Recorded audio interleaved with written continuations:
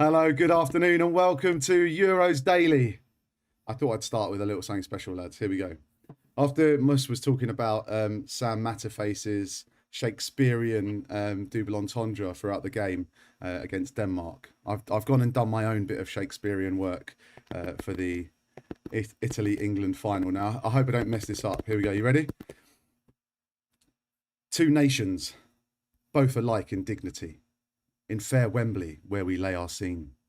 From ancient grudge, break to new scrutiny, where civil blood makes civil hands unclean.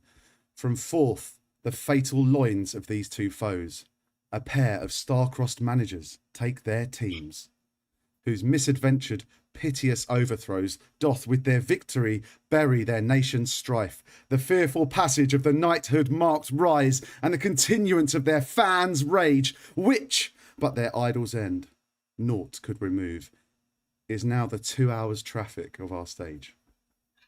The which, if you with patient ears attend, what here shall miss, our toil shall strive to mend.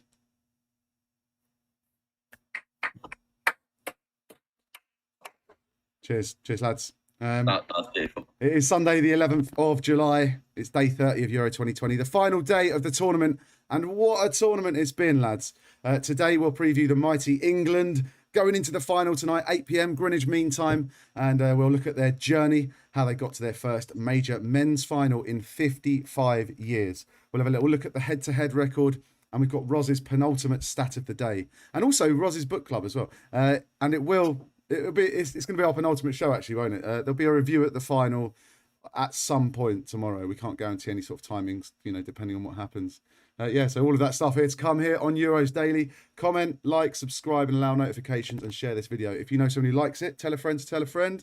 Get those subs up. Let's grow the family. Now, also, if you're watching, I want you to get in the comments. Give us your predictions for the game later. I want a scoreline. I want a player of the match, etc. With me this morning, ranterific Rozzy Mac and the Egyptian pun king, Mus. How you doing, Mus? Yeah, afternoon, Joe. Yeah, I'm very well. Slightly excited, very nervous, and that's just because this is the biggest part of my YouTube career, Joe. So, we've got a live audience today as well, by the way. I know. So even more look, nervous. The research team over here. Hey. You're allowed to speak if you want. You're right. There you go. They're hard at work looking up the stats for me. Mus, you gone a bit more partisan with your t-shirt today. Yeah, well, it was only fair, after I burnt the Italy shirt that I wore on yesterday's show. I thought, I'd go out to the shops, buy myself some, England colours. Unfortunately, all the Nike shirts had gone. Even the knockoff stuff had a 75% markup, apparently. But in M&S, I was able to find a Euro 96 nostalgia top. So yeah, Beautiful. I'm in England colours today. Nice. And Roz, before I come to you, I should let everyone who's watching know that I have challenged you to say only 3 words in this podcast. And do you want to tell people what those 3 words are? How are you today, Roz? It's coming home. Lovely. Okay, right. Let's get on to previewing the match then, shall we? Oh, sorry, Roz, did you want to say something there? It's coming home. Love it. Okay, right. Let's give you the rundown then. Tonight, 8 o'clock, Bjorn Kuipers, the Dutch referee, will take 2 teams to the field, Italy and England in the UEFA Euro 2020 final, happening in 2021, of course. Now, we'll give our sort of predicted lineups, but first I've got a little few stories for you. Italy's run of 15 successive Euro victories, including qualifying, was ended by the 1-1 draw in the semi-finals against Spain here at Wembley on Tuesday. Chiesa was again on target before the Azzurri prevailed 4-2 on penalties, with Jorginho converting the decisive kick with that big lolloping, runny, jumpy thing he does. Jack Grealish has been speaking about the atmosphere in the England cap. He said, "It's actually quite chilled here. Probably not a lot of people would expect that," said the midfielder. "We're still fully focused on the game. That's the best way to be, chilled and focused." And one other story. What have we got? Oh, yeah, Daisy Maguire, Harry Maguire's sister, has tweeted a message from their parents, Zoe and Alan Maguire, say, "Well, Harry, the time has come, and whatever happens on Sunday, we are all so proud of what you, the players, and England staff have achieved over the past 6 years. I think there will be 1 or 2 tears from us when you sing your heart out at the national anthem. Just embrace the occasion and enjoy the day. We know you will. It still feels like yesterday when you, Joe, Lawrence and Daisy ruined our back garden by continuously playing football from morning till night. You'll remember us having to constantly call you in from Mossborough Fields as darkness fell, with you saying, "In a minute, Mum, next goal's the winner." And of course, all those freezing cold Sunday mornings travelling the country as you played junior football. It was all worth it, every single minute. We were proud back then. Words can't describe how we all feel now. As you know, the whole family will be there with you on Sunday to cheer you on. We know you will do your best. And there's a little picture of him when he was a little wee lad, and it's quite cute actually, quite a cute boy. It's funny what 25, 26 years can do to you. Yeah, what do you make of that, Mus? Well, firstly, I think it's testament to the contribution of the patrons of the show that we were able to get the copyrights of the Maguire and Grealish sound bites there that you've clipped in. Very realistic. Well done. Yeah, it's shaping up nicely. I think we've all seen the scenes of the fans giving that send-off to the England squad as they travelled out of St George's and Burton down to London. Also, I want to ask Roz about his whereabouts overnight, because yesterday we were talking about, will fans go to the Italy camp and try and disturb them and make sure they don't get a good night's sleep. And I was just reading about how some fireworks were set up outside the Tottenham training camp where the Italy squad is staying. Brilliant. Ultimate shithousery, just like the laser on Schmeichel's eye. Did you see that meme going round that said if it goes to penalties tomorrow night, and it's just like lasers everywhere? Roz, Paolo Menicucci, the Italian reporter, says this: "I was expecting an incredible atmosphere at Wembley tonight, but after taking a walk close to the stadium this morning at 10 a.m, there were already so many fans singing in the streets surrounding the stadium. Honestly, I've never seen anything like it." Roz, what do you make of that? I'm not going to do it the whole show, sorry. Oh, come on. You didn't even last one question. I've got too much to say, mate. Too much to say. Yeah, I know. Yeah. That was my idea of trying to, pipe you down a bit. I like it. Yeah. Didn't work. So yeah, the atmosphere is going to be absolutely electric. I think that there's an element of, after the laser thing and after kind of all sorts has happened, England have kind of turned into the Millwall of Europe overnight. Oh, here we go. No. You always find a way to talk about Millwall in our podcasts. It's exactly... That got some live laughs. That got some live laughs. Yes. It's exactly the feeling of the entire country or the entirety of Europe wanting you to lose. It's just so beautiful. The whole "no one likes us, we don't care" thing. And I think that ultimately... But the thing is, Roz, people don't like people because they do stuff that isn't nice, like that. So it's not like a positive to be disliked. Like what, sorry? Like one fan out of 60,000 putting a laser on Kasper Schmeichel's head, therefore England shouldn't do well. Like Raheem Sterling diving when actually it definitely... Okay, right. We're switching this up. Positive all the way, all right? Let's go. Let's go. Let's go. Well, that's what I'm saying. Everyone's trying to put the negativity in, and positivity has won us, or really got us to where we are at the moment. And it's a beautiful feeling that everyone wants you to fail, in the face of adversity. I know it well, and now we're getting it from England too. And it's just, I think football's already come home. I think essentially, I think that it's such a sort of melancholy song. It doesn't. People get it wrong. They see it as arrogant, and it's actually about failure and sort of laughing at ourselves, just as much. And it's the unity that it's kind of brought us after a turbulent year, and there's also an element of just "Sit Down" by James. Yes. Right.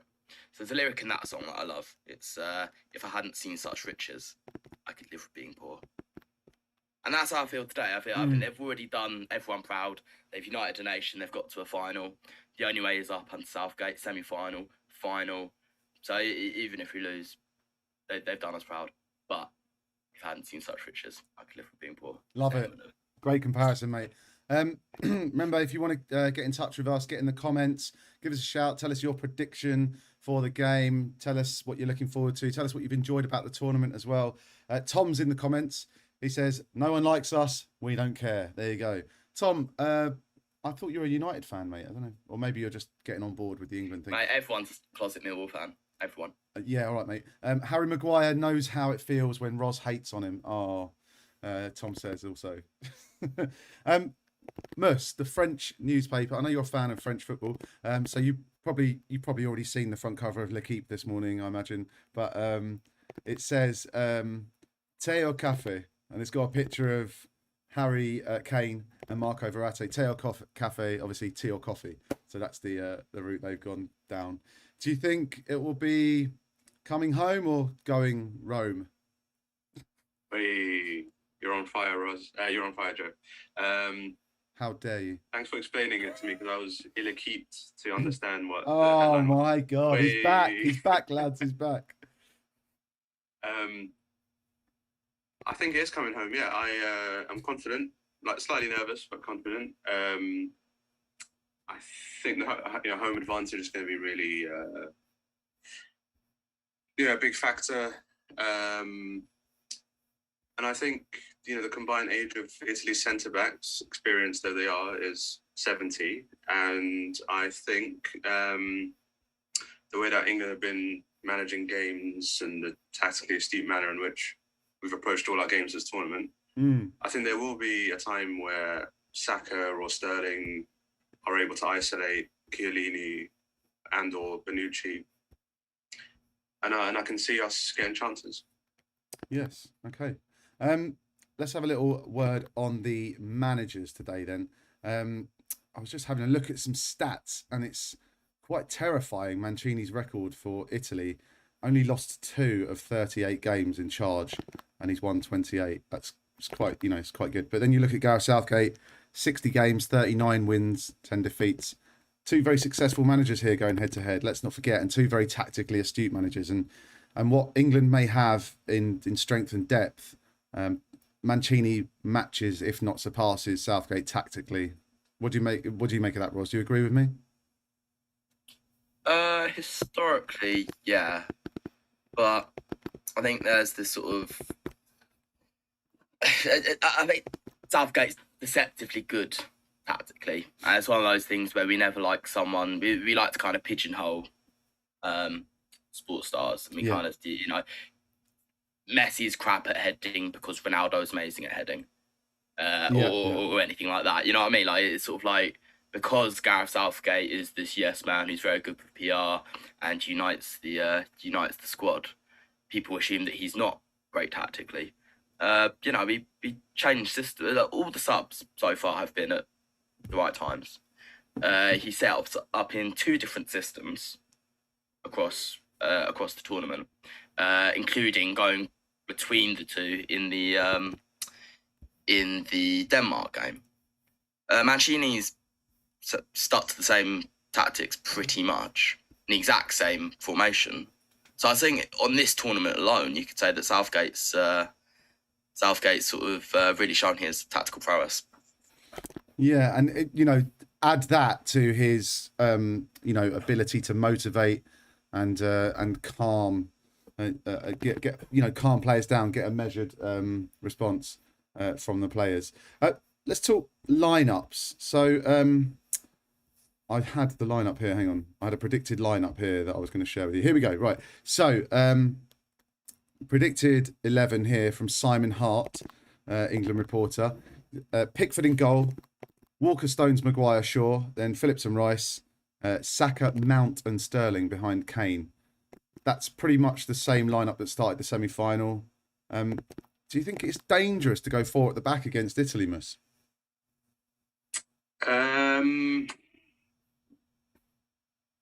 So yes, because potentially you lose the midfield battle, and you may want to put an extra man in there. I mean, I wouldn't be surprised if Southgate reverts to the formation that we started with against Germany. So ostensibly a 3-4-3, and then it allows you to bring in an extra defensive players, but also you kind of it gives you a better chance in the middle of the park. But I think the challenge there is that where do you fit Mason Mount? And I think Mason Mount is going to be critical today. He knows Jorginho well from their time together at Chelsea, and he can kind of like sit on him and prevent everything going through him. But I think, to be honest, I can't call it. I think it would either be like 3-4-3 or the same formation that we started with against Denmark, the 4-2-3-1.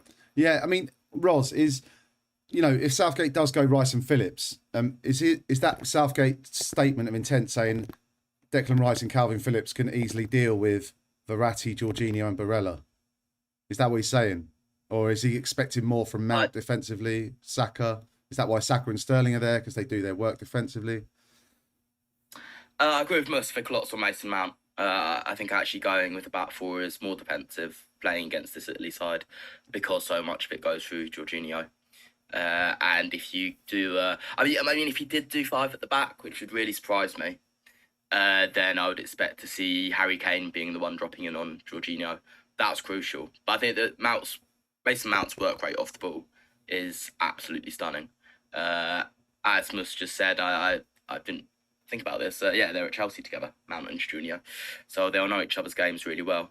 And even if Mason Mount's sole job is just to occupy Jorginho, then what you're doing is you're putting Rice and Phillips, or potentially Henderson, controversial call, then you're saying you need to deal with Barella and Verratti, which is a much more manageable job than against 3.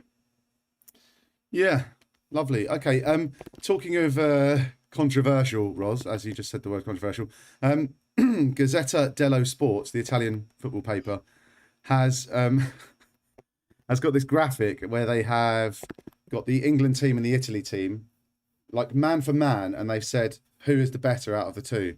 And some of them are equal. So you've got England, Italy, or equal, right? I'm going to quiz you on them, okay?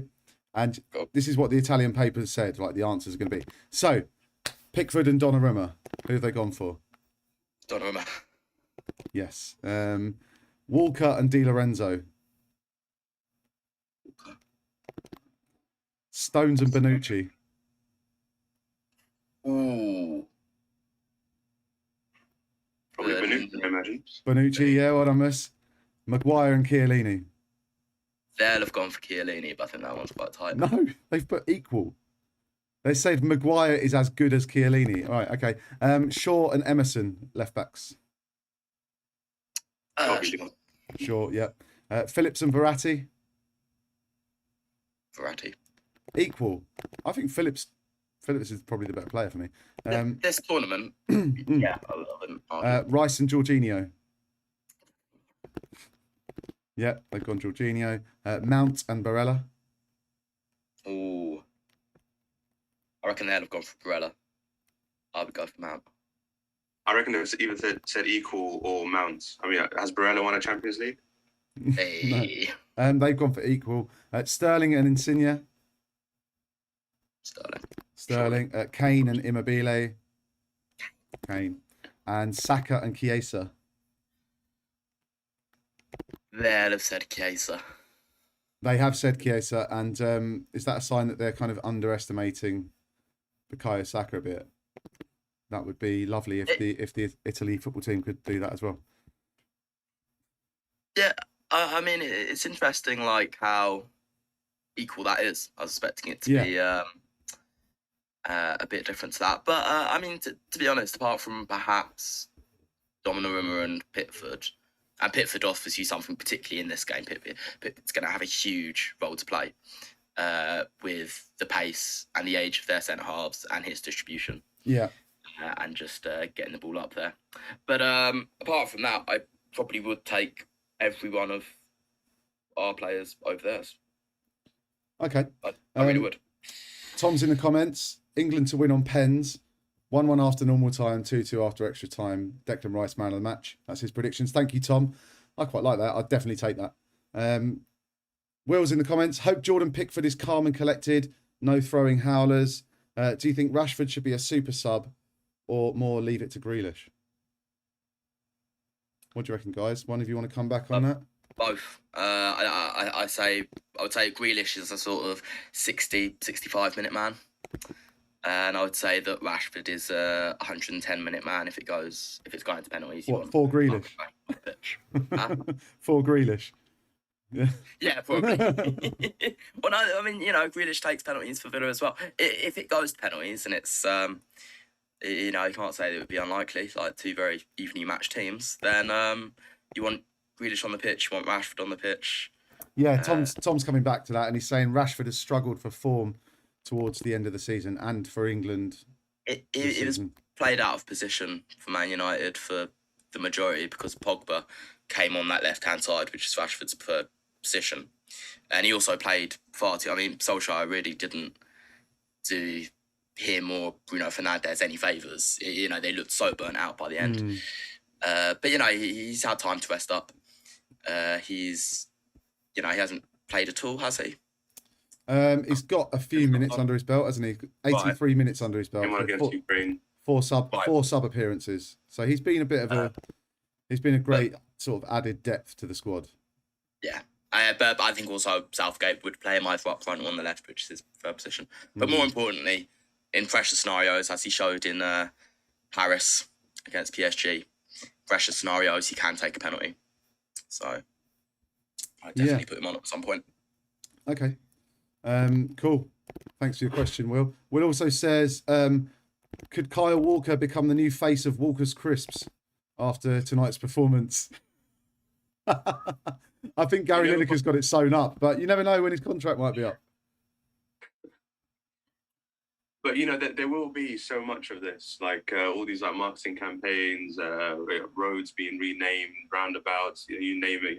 Buckingham Palace becoming Bellingham Palace.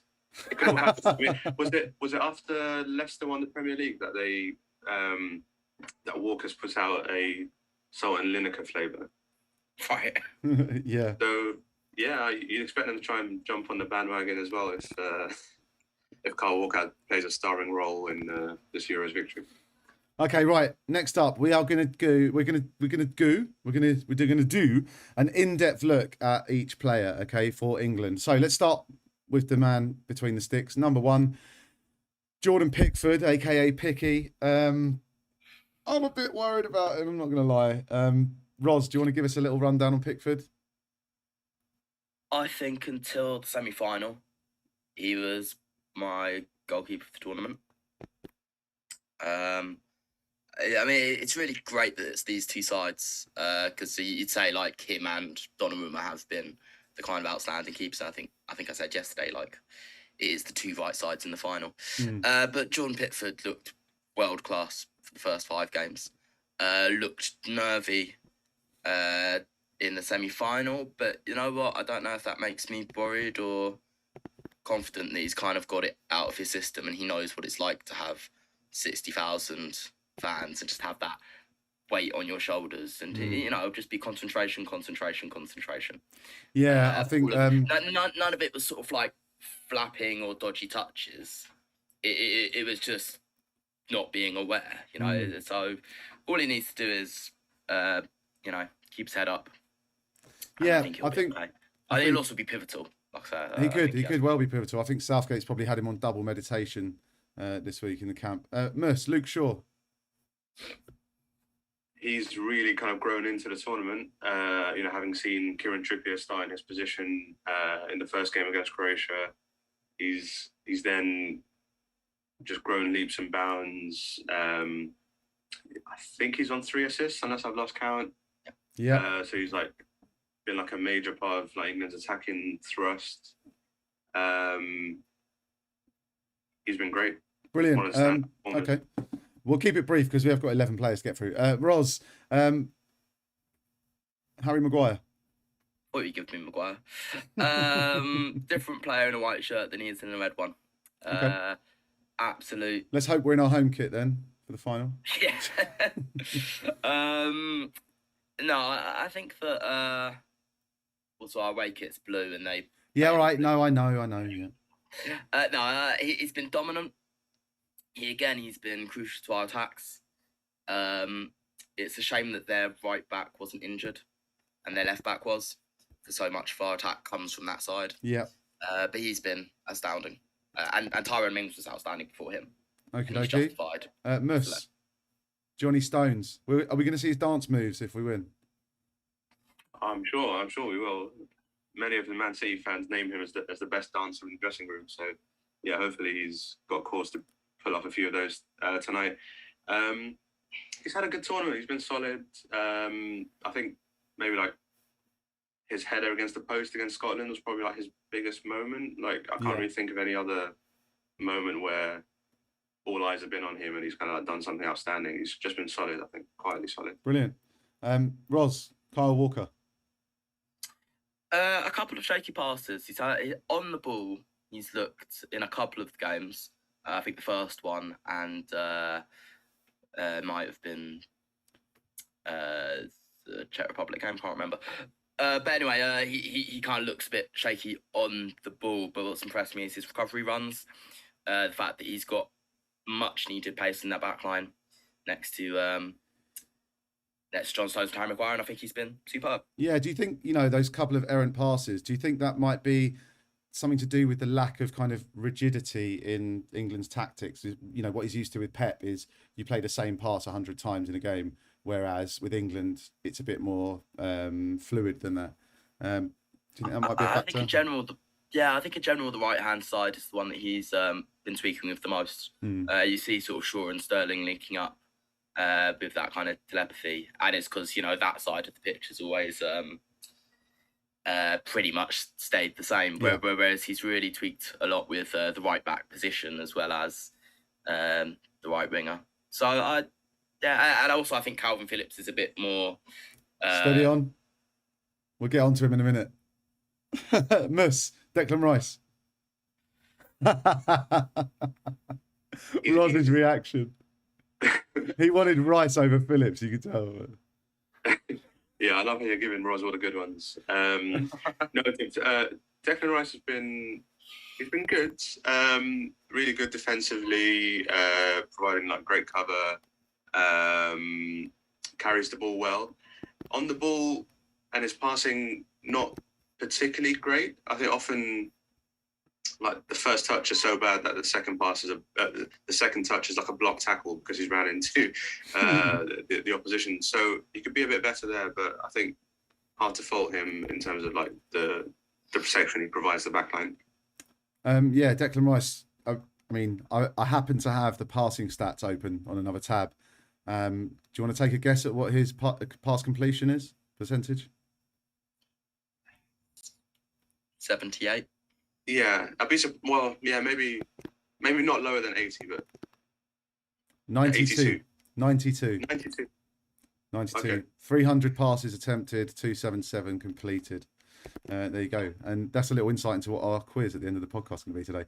Ros, Calvin Phillips. Tell us the story with Calvin Phillips. No, what I was going to say also, perhaps the reason for Kyle Walker not sort of always having those passes on is he's a bit more liberal with his pressing than Declan Rice, who's very much the sitting guy and is always there as a rock. Whereas Calvin Phillips really presses up high, which he doesn't do for Leeds. So that brings me on to why I'm not going to say that I was wrong about Calvin Phillips. He's been, I would say, for all but maybe 1.5 games, he's been brilliant.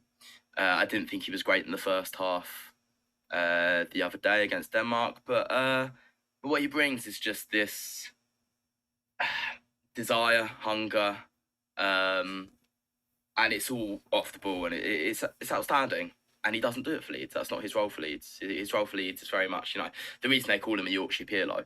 I never saw Pirlo sprinting up like a maniac, just like closing sort of defenders down. But that's what he does for Leeds. I didn't think we needed that. But he's certainly proved an essential. Well, okay. I say it. Yeah, cool. I might put Henderson in. Let's move. Anyway. Classic. I say let's keep it brief, and Ros gives me a 3-minute monologue on Calvin Phillips. Mus, Raz. Raheem Sterling, yeah, he has been terrific. He has been like maybe the best performer at the whole tournament, just across the board, best player of the Euros, coming off a patchy season as well. Many people at the start didn't even necessarily have him as a starter for England, or were doubting whether it should be Rashford or Sancho. But he's stepped up, taken responsibility, scored 100% of England's goals up until the 86th minute of the Germany game in the second round. He's probably our best player. Right. And yeah, most experienced as well, most caps. Ros, Mason Mount. Yeah, lovely little player, Mason Mount, main man, Mason Mount. I think a bit unlike Chelsea, it's a lot more off the ball stuff that he does for England. It's a really sort of selfless role that he plays. Had obviously that isolation period, and it says a lot about Gareth Southgate's faith in him, that having not trained with the team for all that time, he still had a part to play. Yeah. On the first day of coming out of isolation. But yeah, main man, Mason Mount. Okay, Bukayo Saka. Yeah, another like revelation, really. I think when he made his first start against the Czech Republic, I think. Again, a few people question, why have we not seen Jadon Sancho? Yeah, why is Saka starting over him? But I think he's proven how important he is to the team. Thankfully recovered from that slight knock that he had, which kept him out of the Ukraine game. Came back in against Denmark, provided the assist for the equaliser. He's been amazing. People forget how young he is. Yeah, he's been that. It's an interesting one, Saka, isn't it? Because you can tell Gareth Southgate likes him, as a player. I bet he didn't think in his wildest dreams that 1 year ago, before he made his England debut, that he'd be playing in a major tournament final before he turns 20. Like, that is unbelievable, isn't it? Most people wouldn't have even put him in the squad. Most people wouldn't put him in the squad after it went to 26. Yeah. And he could be starting a final. I think when we did our England squad selector pod, Ros, we put him in, didn't we? I think a lot of people were saying that they wouldn't. I thought that you didn't, and I was going mental in the comments for not taking Saka. Oh, really? Okay, fair enough. Maybe. Yeah, I'm pretty sure I didn't have him in my squad. Yeah, I wasn't happy. Wow, fair dues. Yeah, he's provided a little bit of an X factor, something that maybe teams aren't aware of. Okay, last one, Harry Kane, H. Made in Millwall. Yeah, didn't see that coming. I will. No, I don't want to play 15 games for Millwall in a loan spell, and it's about my experience. And I will get emotional tonight, obviously. But if Harry Kane, that's the winner. This is a guy that I was sort of meters away from as an 18-year-old kid. I've seen him sort of grow as a player. He brings so much more than just his goal scoring. He's done this sort of selfless false nine stuff a lot. Start the tournament, everyone was saying that he was shocking, but form his temporary class is permanent. In the Denmark game, where he was just winning those fouls, drawing a player in all over the pitch. I mean, such a threat from set pieces. Leader, when we went to goal down, you could just see him sort of saying to the players, concentrate, and then from there he led with his performance. And he really dragged us back into that game. Can't speak highly enough of him. And like I say, having watched him as an 18-year-old, I might cry if he gets a winner or something. Yeah, I probably will cry. I think there'll be a lot of tears if England win. It's going to be emotional, mate. It's going to be emotional, and schools are opening late tomorrow, so the kids can stay up and watch it. There's talk of declaring a national holiday, maybe for Tuesday, not Monday, because it'll be a bit late notice. Yeah, that is your starting 11 though. Predicted start 11 across the board, really. Pickford in goal, across the back four: Shaw, Stones, Maguire, and Walker. Rice and Phillips, and then behind Harry Kane, Sterling, Mount, and Saka. SMS. Hopefully they will send out a message to Italy tonight. Brilliant. See what I did there? Okay, right. Earlier on, I told you that Declan Rice had a 92% pass completion rate. But for today's penalty shootout quiz, and we're going to need some Bruce Forsyth style audience from you guys, if that's all right. So you can shout what you think you know, while Miss and Roz are trying to figure it out. So, okay, I'm going to give you 2 players. I want to know who has the higher pass completion percentage. Right? Makes sense? It's going to be penalty shootout style. We'll do 3 each, as we've done before. If you're watching this, get in the comments and guess as well. It's great fun when you guys play along, and it shows that you probably know more than these experts here on the podcast. Right, okay. Let's start then, shall we, with... I'll start by saying, you know, it's obvious. I think we all know this now that Reece James has flunked the stats. So he's got a 99% passing accuracy from playing 1 game. So we're not going to use Reece James. Okay. So first up, who's going first? Let's toss the coin. Whose turn is it to call? Mine. Muss's turn. Heads or tails, Muss? Tails. It's heads. Roz. I thought tails never failed. Roz, are you going to go first or put him in? No, definitely going first. You're going first? Okay, right. Well, you've lucked out here, I think. This is a nice, easy one to start you with. Stones or Maguire? Stones. Stones has 95.5%. Maguire, 93.8%. So, yes, Roz has a point. Ding! Didn't have any help from the studio audience over here. They didn't Didn't need them. It was too quick. It was too quick. Okay, I was too quick. I'll slow down. Okay, sorry. Okay, Muss, you ready? Yep. Jadon Sancho or Declan Rice? What's that? Declan Rice. Oh, audience are saying Rice. Yeah. Slash looking at their I'll tend phones. to agree with the audience. I'll go Declan Rice. Declan Rice. Roz, do you reckon he's right? No. Okay, Declan Rice, as we know, has 92%. Jadon Sancho, 92.5%. It's 1-0 to Roz going into the second round. Okay. I don't think he lost the ball when he came on. He was really good. He was either getting fouled or completing a pass. He was brilliant in the game he played. Roz, Kyle Walker or Calvin Phillips? Oh, Calvin Phillips.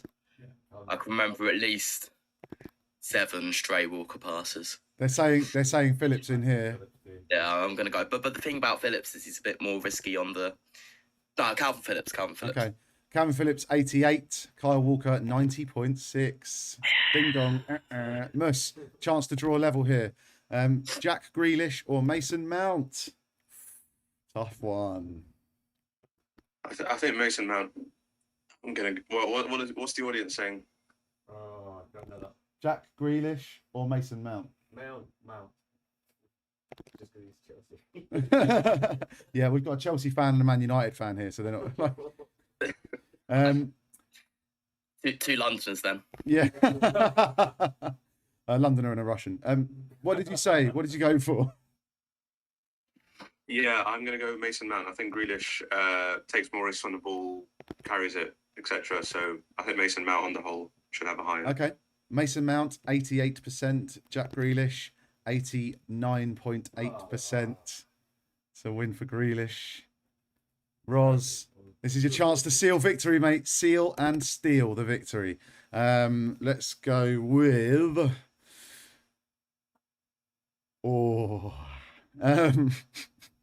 Luke Shaw or Raheem Sterling. Luke Shaw, Raheem Sterling, boys. Luke Shaw. Reckon Luke Shaw, Yeah. United fan, says he Luke Shaw. It's been pretty good.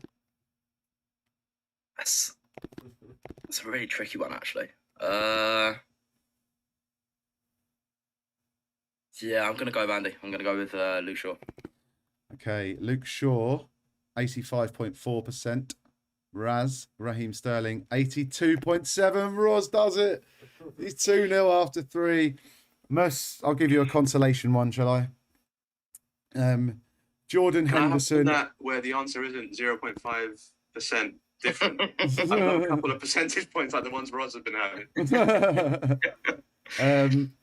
So it was the Danish. Who were the other? I know it was Wales as well. As soon as they lost, they were like, "Oh, the entire format's ridiculous." Like, definitely the better team in all of our games. We just have to- Okay then, Muss. Harry Kane or Jordan Henderson? Jordan Henderson. What do you guys reckon in here? Who's got the higher pass completion percentage? Harry Kane or Jordan Henderson? Well, he's not played much, has he? I reckon Hendo's got like 97 or something. Yeah. Sort of came on and just bossed the game, didn't he? Yeah. I reckon Who you he's saying? like in the high Saying 90s. Henderson? Everyone's saying Henderson, yeah? Just checking that before I tell you the answer. Everyone's saying Henderson. Everyone's saying Henderson. Okay. I think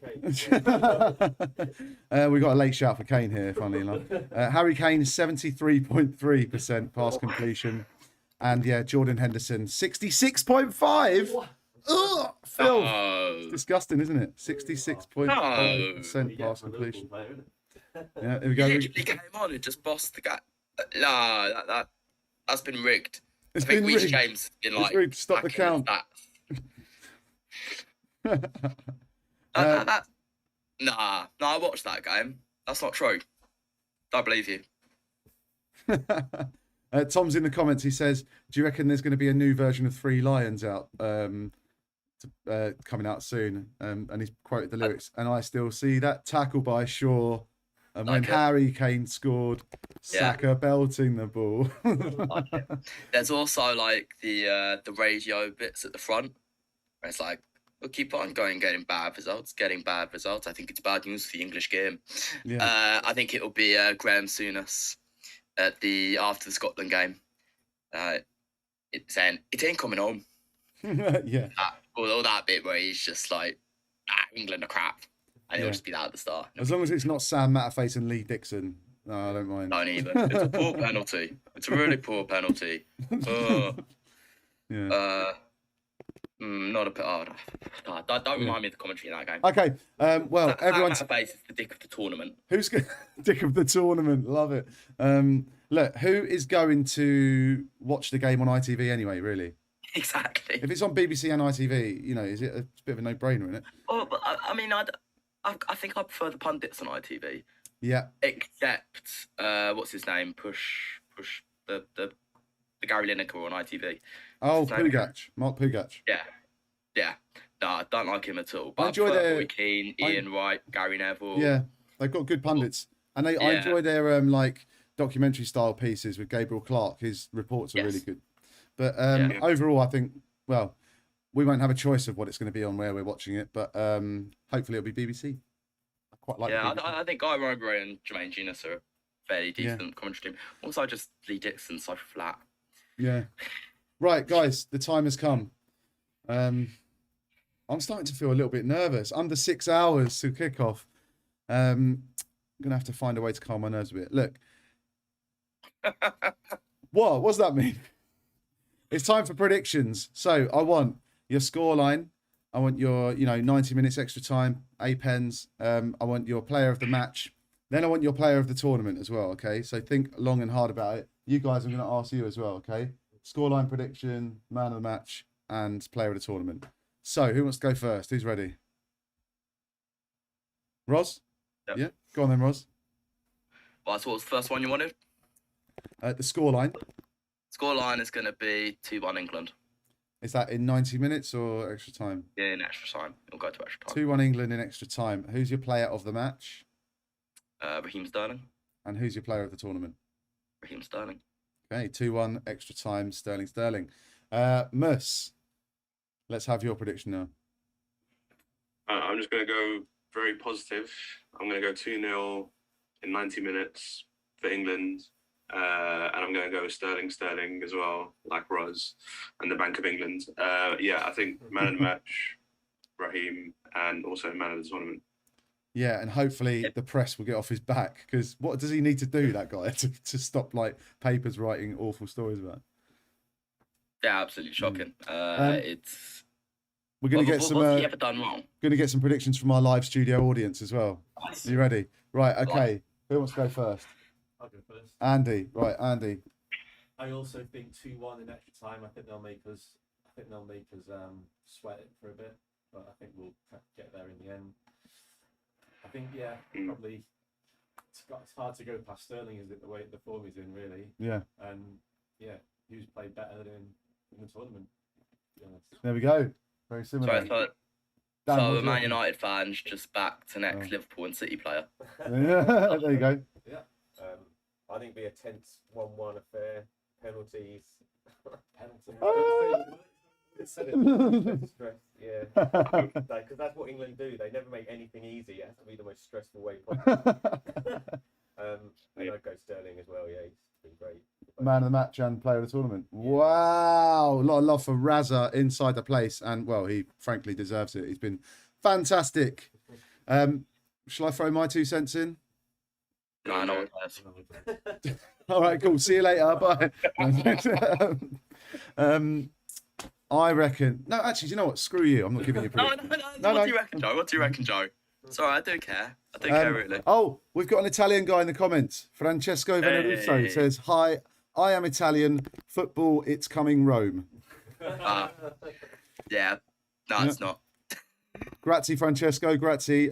Hit the subscribe button, allow notifications, and you can watch us cheering or crying tomorrow, and you can come and take the Mickey or get taken the Mickey out of. Okay, guys. See you on the other side. What's your prediction? Oh, you actually do want one? Yeah. Oh, okay. 5-0 England, Harry Kane hat-trick. Right, cool. Hey. PK and 6 wins, I like it. Yeah, mate. Take no prisoners. Cool. Look, see you tomorrow, guys. Hopefully, I'll be able to talk. I'm feeling a bit croaky already, but could be a tough one. Cheers, Roz. Cheers, Miss. Cheers. It's coming home. Cheers to the live studio audience. Cheers, guys. It's been a pleasure. And I'll see you tomorrow for the last ever Euros Daily podcast. Peace.